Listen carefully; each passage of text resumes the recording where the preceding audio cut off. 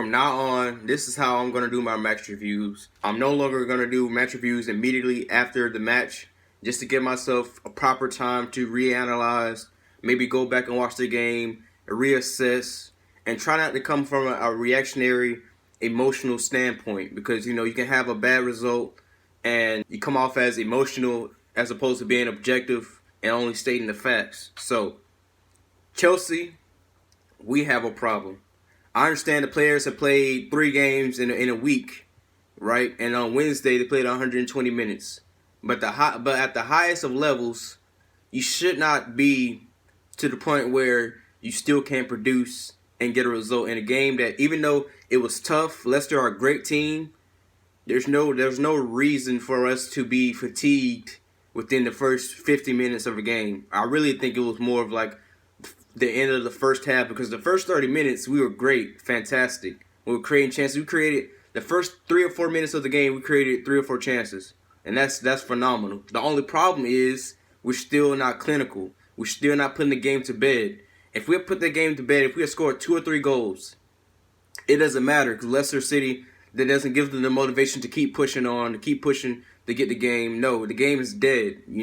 So then we have control of the game. The tempo is slowed down, and the players won't get fatigued within the first half. And look at Liverpool. They played a day earlier than we did, and they still nicked the result. Yeah, it wasn't the prettiest of results, but they still had the quality, and they still got the result that they needed. Right? They got a 2-1 victory, I believe it was. Yeah, because Allison messed up my fucking clean sheet on my fantasy league, man. I'm pissed, man. Because at the last minute, I switched my players around, bro. I'm not even going to get into that, bro. I'm just, whatever. But, yes, Chelsea, we have a problem.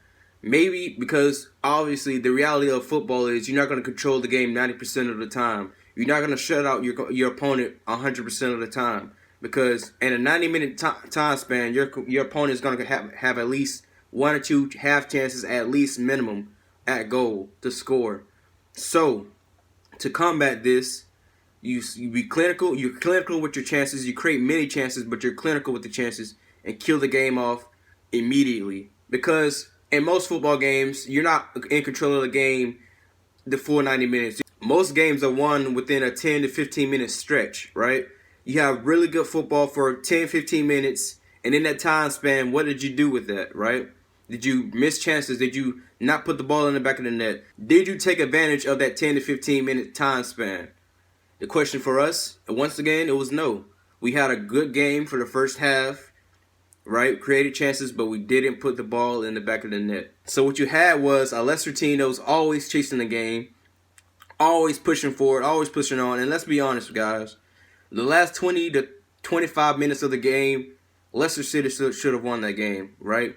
If you reassess the game, like the game in its entirety, yes, we had chances as well, but that second half, guys, we were lucky to walk away with a point. I don't know how Maddison missed that chance. If you watch the live stream, there was periods where I was quiet, right? I didn't say anything because, I was panicking. I'm like, wow, we're really about to lose this. We're really about to fold.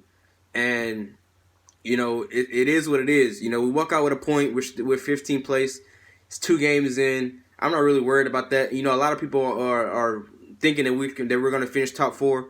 Guys, that's not the reality, man. We're missing a big chunk of big name players, right? And to say that we should aim for top, yes, we should aim for top 4. We shouldn't, be just submissive to whatever, right? We should aim for top 4. Hell, try to win the title. Obviously, we're not going to win the title, but that should be the goal. Win every game, right? No matter how far away we are from Liverpool and Man City, we have to try to keep as close to them as possible, right? But in reality, we're probably going to finish 6th or 5th, right? If we're good, right, and have a good cup run. That's my assessment of a great season. If we finish top 5, push for top 4, finish in the quarterfinal of each competition that we're in, I think that's a really good first season for Lampard, especially with the cards he's been dealt. Transfer ban, key players being injured. But yeah, one thing I want to touch on is Willian and Christensen and Zouma. Now Willian, I'm going to start off with Willian because Willian yes, he should be probably the most fit, right? I know he just came off an injury or whatnot, but he pretty much had the last 2 or 3 weeks recovering from the injury. He didn't play any part of the Wednesday match against Liverpool. He didn't play anything. He didn't do anything on Sunday against Man United, right? 20 minutes, bro. He should have been the guy that we went to push us forward, right? He wanted the number 10 shirt. He wanted to say, Hazard is left. This is my team now. This was his moment to do that. We needed some magic. Willian, it was a subpar sub appearance, man. Like, we get on Pedro about, not being the same anymore, including myself. I don't think that he's the same player anymore. But one thing from Pedro, that he's gonna give 1,000% each time, right? That's why I can always forgive him in a sense, because if you give 1,000% for the badge, bro, it's little that I can say, other than your quality isn't there anymore. You only can give us spurts of that old Pedro, but at least I know Pedro is gonna give 1,000% in each game. He's a workhorse, man, and I appreciate that. But two players that stood out to me, in my opinion, the best defender out there against Leicester City was Christensen. I told you guys, watch how Christensen reads the game. He's not the most physical. He's not the fastest. But there was times where Madison would play in Jamie Vardy, or somebody would play in Jamie Vardy, and obviously Jamie Vardy is a much pacier, a much faster player than Christensen is. But the way he reads the game, he senses danger ahead of time. That gives him a great advantage, right? To kind of offset that speed advantage that Jamie Vardy had. He was reading passes, intercepting through balls. I mean, fantastic, man. Good in the air, winning challenges. Right, I was very impressed. Very impressed. When we were stretched out, when the game was stretched and we seemed all over the place, I still feel like Christensen was that glue. It might have been, falling apart a little bit, right? Because the overall defense was everywhere, including the midfield. But Christensen stood out to me. And Emerson overall, the past 3 games, he's been our best defender. But I think Sunday's game against Leicester City was a great game for Christensen. I think it was his best game in the Chelsea shirt in a long time. I can go back to the Barcelona game. And yeah, he made the mistake that cost us the lead, but that was a great game for him as well. That's the last time I've seen him play as good, right? Maybe not as good, but he was really solid. And Zouma, look, man, I told you guys, Zouma is a baller. And yeah, he had a shocker of a performance against Man United, but I have a big confidence for Zouma. He has a great mentality, man, and that's why so many different managers have rated him so highly, because I think he's gonna be a natural leader. I think in years' time, within 2 or 3 years, maybe 4, right, if he's still with us, right, I think he's gonna be a captain, a leader, either a co-captain or a captain, right. I think they need to work on their communication a bit, because that goal, Aspilicueta, I don't understand why we're zone marking anymore, right? Because everybody's pointing, hey, this is your area, this is your area, but nobody's really doing anything. Like that goal that free header that Ndidi had, that's just unexcusable, bro. He was in between Kurt Zouma and Aspilicueta, right? Kurt Zouma was focusing on the near post. I believe it was Aspilicueta's man. He should have been closer to Zouma. I don't know. I don't like zone marking anymore. I feel like man marking is probably the way to go, because you only have to focus on one player, right? Just one person. But I understand that's just going to be our Achilles heel until we can get some height, maybe some physicality on our team, some more physicality. And we lost that with number 4, who was decent in the air. But yeah, man, we need to figure out this problem, because I'd say 65 to 70% of our goals are from set pieces, and I don't think that's an exaggeration. I think that's reality, and that's really dreadful, man. Like, we got to figure out how to condense that. I think another thing, maybe we have to decide when we're going to attack the game. Like, I'm okay with us coming out full throttle from the start of the game, try to get the early goal, and then kill the game off. I'm okay with that. If that's the approach that we're going to go with each game, or the games that we should win against like teams like Leicester or your Burnleys and whatnot, that's okay. I'm cool with that. But in games against Man City and games against Tottenham and and Liverpool and, you know, those lot, right? Those teams. We need to pick our moments when we're going to go all out and attack and approach the game that we did, how we did it against Leicester. Because the first 10 to 15 minutes, I'd say the first 30 minutes, right? We were blitzkrieg. Let's get it. Let's get the goal. Let's get the goal. Let's create a chance. Let's get it. Let's get it. Let's get it.